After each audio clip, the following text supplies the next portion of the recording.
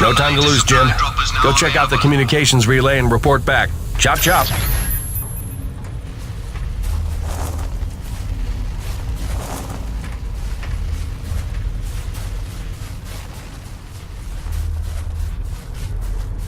Mr. Payton, this is Dr. Kovac. Can you read me? Loud and clear, Doc. Kinda told you can call me Jim. As you like, Mr. Jim. I was hoping you could pay me a visit in my lab as your circumstances and logistics allow. Oh, and I believe I'm to mention that remuneration is involved. So you have a job for me? I believe I made that abundantly clear. Oh, abundantly. I'll drop by soon, Doc.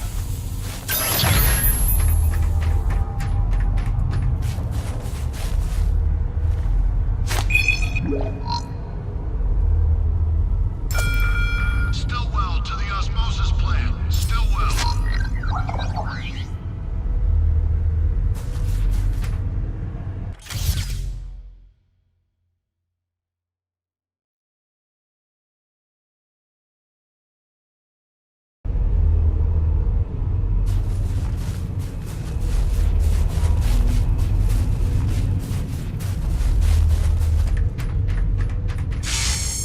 What'll it be?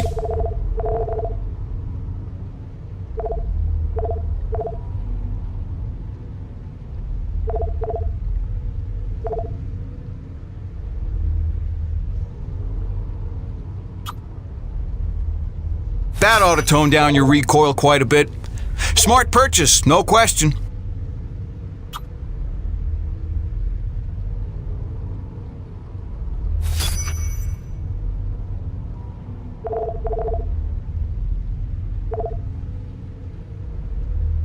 See you later, Jim.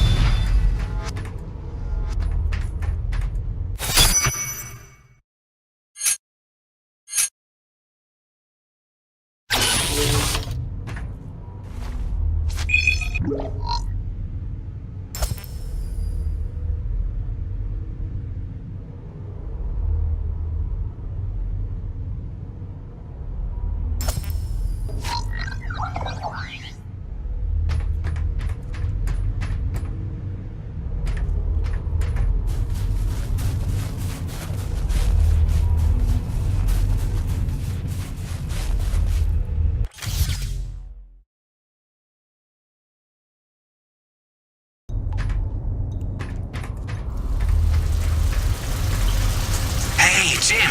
How's Hank? Sprouting up like a beanstalk.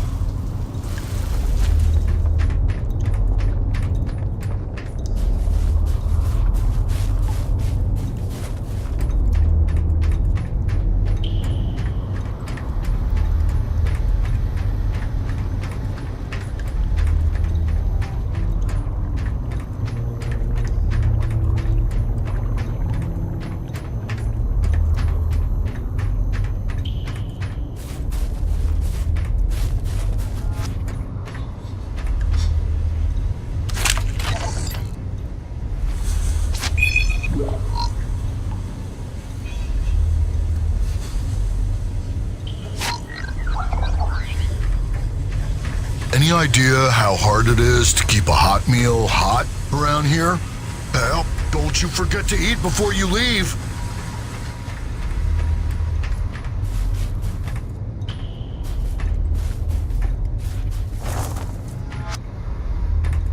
Know why they call him Old Man Braddock? It ain't on account of his age. That's the joke, man. He's in his 40s. Guy's been so stressed out since he's been running this operation. He's put in a dozen years in a matter of months. Let that be a lesson to you, brother. Never forget, it's just a job.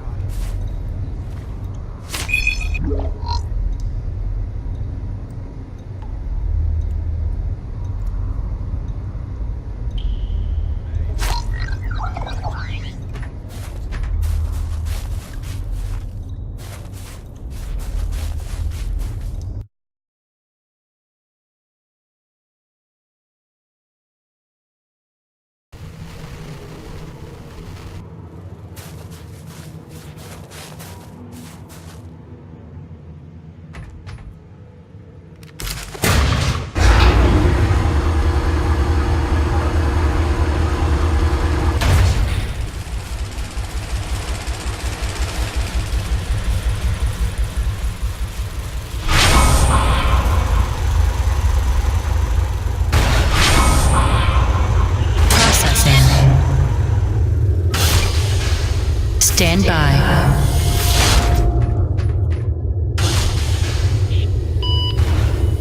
Dr. Kovac never settles for mediocrity when greatness would do. His naysayers simply envy his talents, I think. Like Dr. Roman. She could achieve as much as Dr. Kovac if only she wants so. What is the word I'm looking for? Ethical. Can you imagine?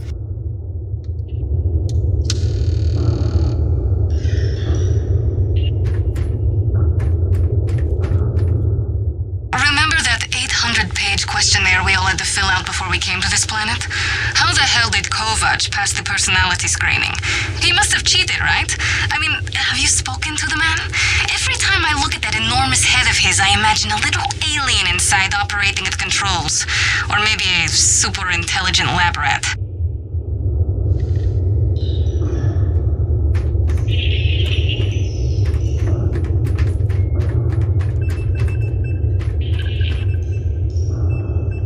Dr. Roman and I certainly had our issues, but I do wonder how she's doing out there.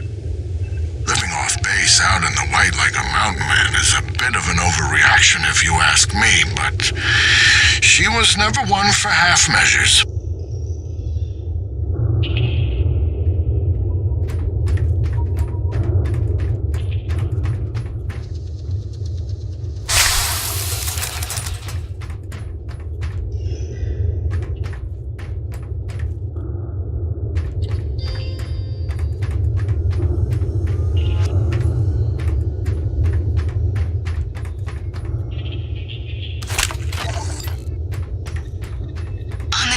Level, the acrid are remarkably unstable. I can't find a record of a species on any documented world that has such a high rate of mutation.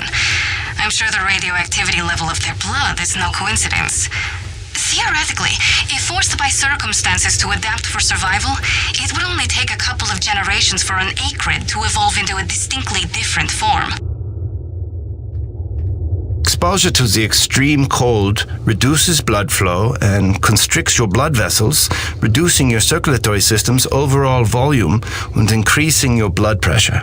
This causes your body to reduce fluid volume by getting rid of the excess water. So in other words... When you get cold, you want to pee. Well, all right. Thanks for that. No problem.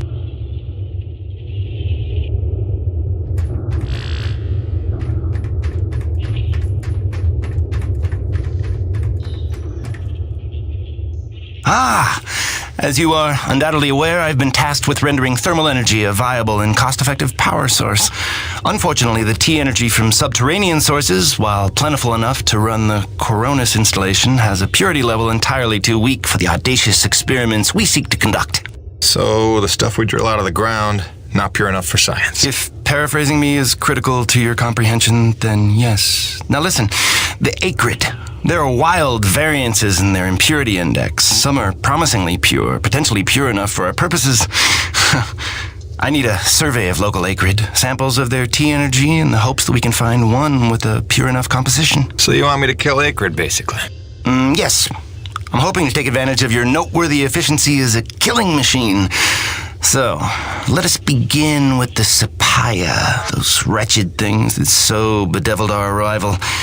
If you could kill 20 or so and collect their T-energy samples, I should be able to extrapolate a purity index through vertical analysis of the...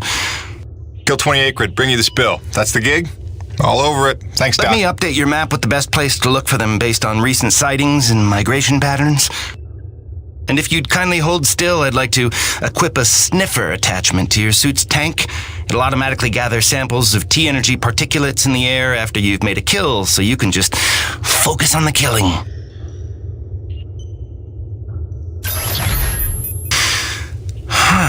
Such pitiable incuriosity.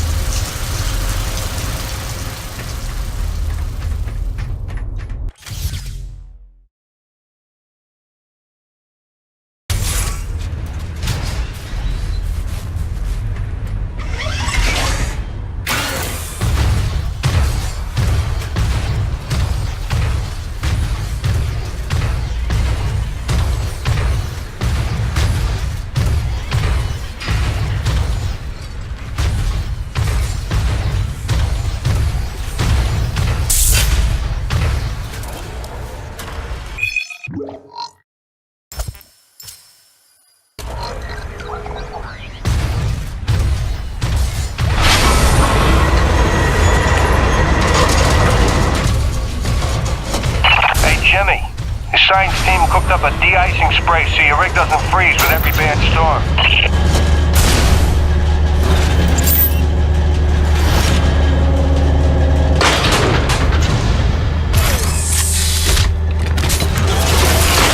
Alrighty, commencing anti-icing procedures. The spray ensures your rig won't freeze in place the second you step outside, but its protection is limited to storms rated below Cardinal class.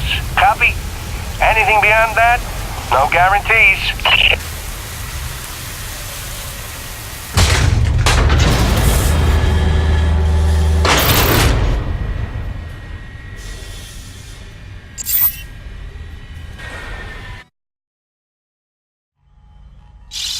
Hey baby, quick message, and not to worry you, but apparently I am slipping quietly out of my mind.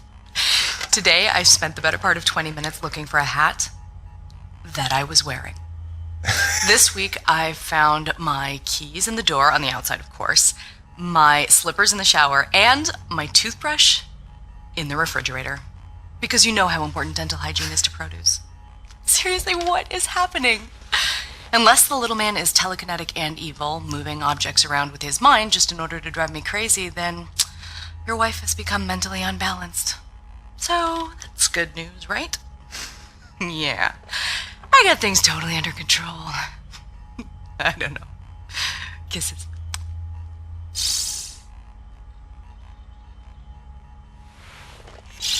Hey baby, quick message, and not to worry you, but apparently I am slipping quietly out of my mind. Today I spent the...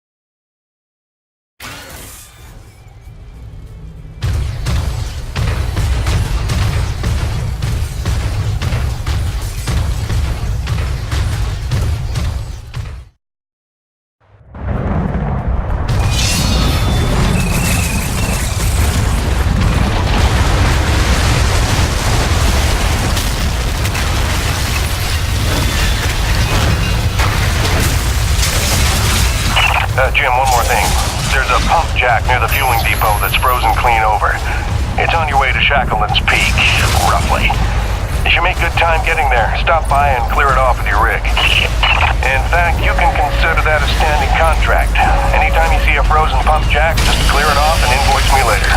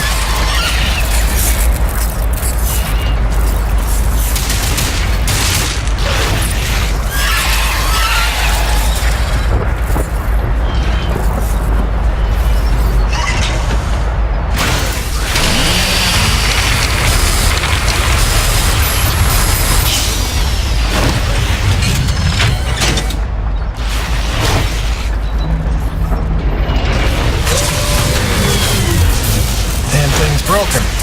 Shocking.